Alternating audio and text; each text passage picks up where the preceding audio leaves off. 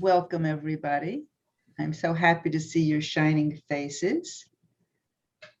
And I'm curious, Amit, where are you? Hi, nice to see you, Fran. Missed being here. I'm actually in Mexico. You are in Mexico. Okay, I good. have to chase the sun. It's sunny out there. It's just not sunny and warm inside. Nice to see everybody. Hi. Good morning. So nice to have you with us. Okay. So this week, we are looking at Parsha Beshalach. And, forgive me for the way I butcher the Hebrew. I apologize. This Parsha recounts the circuitous route out of Egypt and to the Sea of Reeds. So the Israelites end up crossing the sea and take some time to celebrate, and then they're off on their journey. And within a few days, the Israelites begin to complain because the water is bitter and they can't drink it. And then they complain a few days later about the lack of food. And then after that gets resolved, there are more complaints about water scarcity. So each time God comes to the rescue. We learn that manna will be provided daily with a double portion on Friday, so Shabbat can be observed. And that the Israelites will have water, but complaining continues. And actually, the complaining started as soon as the Israelites realized that they were being pursued by the Egyptians. So this band of people were frightened. They were frightened about so many things. Will there be water? Will there be food? What about possible enemies? The unknown is the shadow over everything on this journey. And it always is. We never know what the future holds, but sometimes it seems more unsettled and more ominous than other times. This may be one of those times. The journey described throughout the book of Exodus is a long and winding one. In this parsha, we learn that God deliberately sends the Israelites on a circuitous route in order to avoid a possible confrontation with the Philistines early on in the journey. So some commentators have said that one of the reasons God led the Israelites on such a meandering trip was to get them far enough from Egypt that the return would not be feasible. I think the Israelites' complaints throughout this episode point to a spiritual challenge. I think they're lacking faith that things will work out. In spite of all of the signs and wonders that they've seen, the Israelites don't seem to trust that God is going to stick with them and stay by their side. So what came to my mind was the midah of bitachon, which is trust. To my mind, bitachon means that we trust that the path that we're on is the right path. I mean, there are always so many paths, right? But we have to trust that we're on the right one. So looking at bitachon this way seems to me to enhance a sense of collaboration with the divine. We're not being given a pass to just sit down and do nothing and trust that God's going to take care of things. We need to participate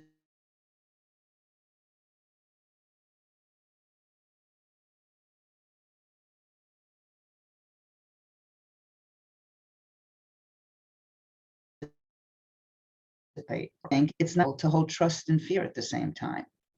If I trust that there will be water and that manna will come every day, then I'm no longer afraid of my hunger or my thirst because I know it's going to be satisfied. I would much rather be holding a trusting mindset than a fear-based mindset.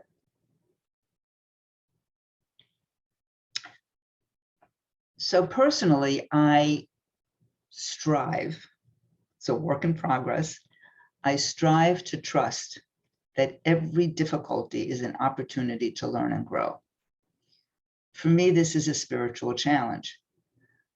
What's the lesson that I can take from this particular experience? When we think of this journey from slavery to redemption as a spiritual journey, it's good to remember that spiritual journeys are usually circuitous and often have many, many difficulties. It's not easy. And we tend to actually learn more from the difficulties that we overcome than from the times that we have smooth sailing. It is human nature to go back to the familiar rather than face the unknown. To go back to slavery in Egypt rather than to struggle in the wilderness.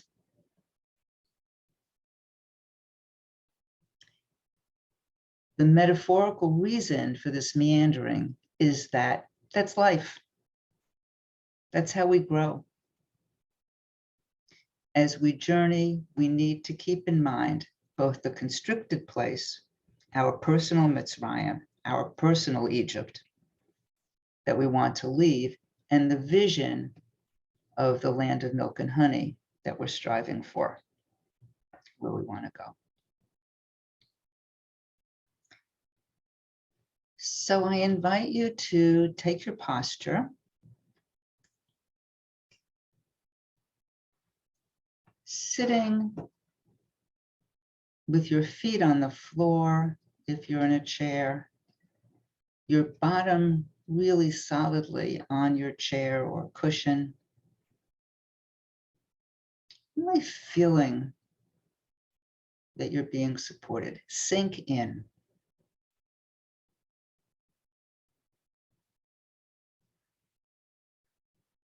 And stretching up from your torso so that the crown of your head is reaching up toward the heavens.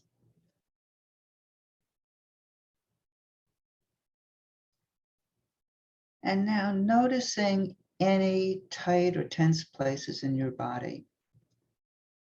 And the key here is to simply notice, not to do anything about them. But if you notice tense and tight places, just note it for yourself. And we'll take a couple of breaths together, focusing on the exhale. So we exhale.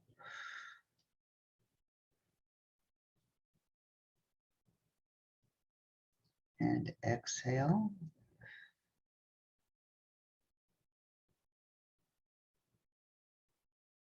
And continue focusing on that exhale. And I suggest that the next several exhales, you blow out through your mouth, really expelling all of the air that's in your lungs, or as much as you can.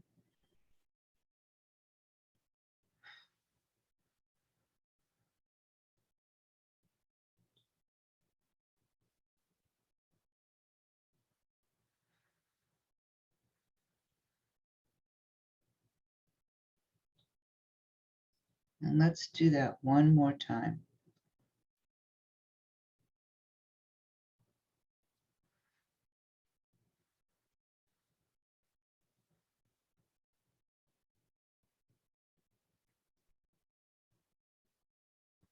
So as you focused on the exhale, did you notice that the inhale happens without you doing anything about it? Exhaling and inhale happens. You can trust that one breath will follow the next and that that cycle will continue. This is a good exercise for remembering to trust.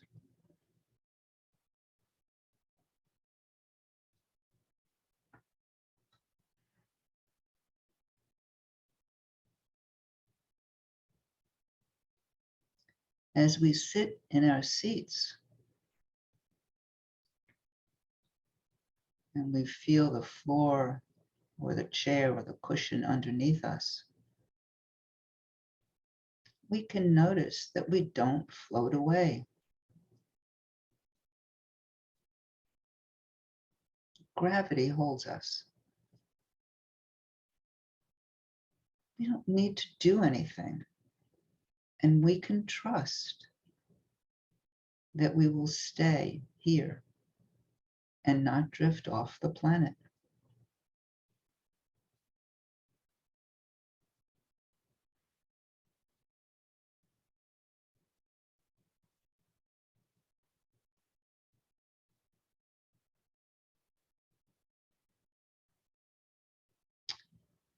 One more example of trusting that I want to share has to do with our imagining that we're floating on our backs in some nice, calm water.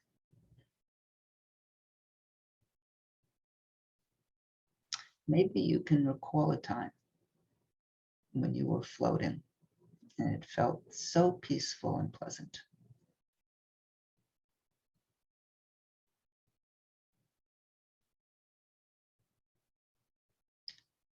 Often when we're floating, we feel as though we're being held. And we often need to gently move our arms and legs to stay afloat. We recognize that it's appropriate to put forth some effort to maintain that float.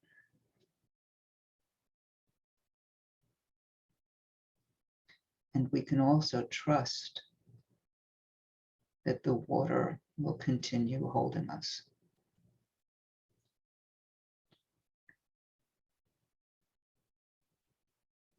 So we can relax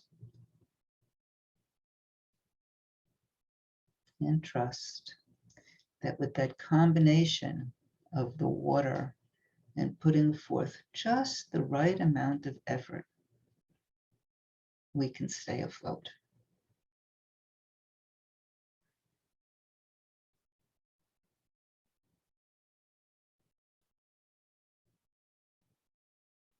So we'll sit now for about 10 minutes in silence, and I hope you enjoy and trust the silence.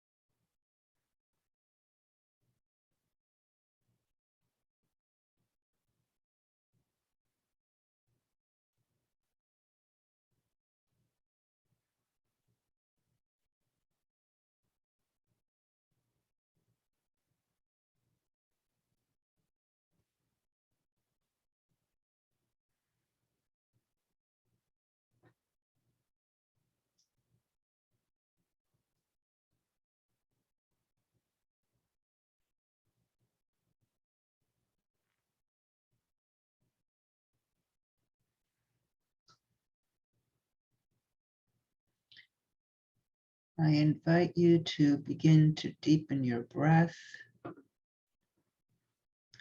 and begin to bring your attention outward.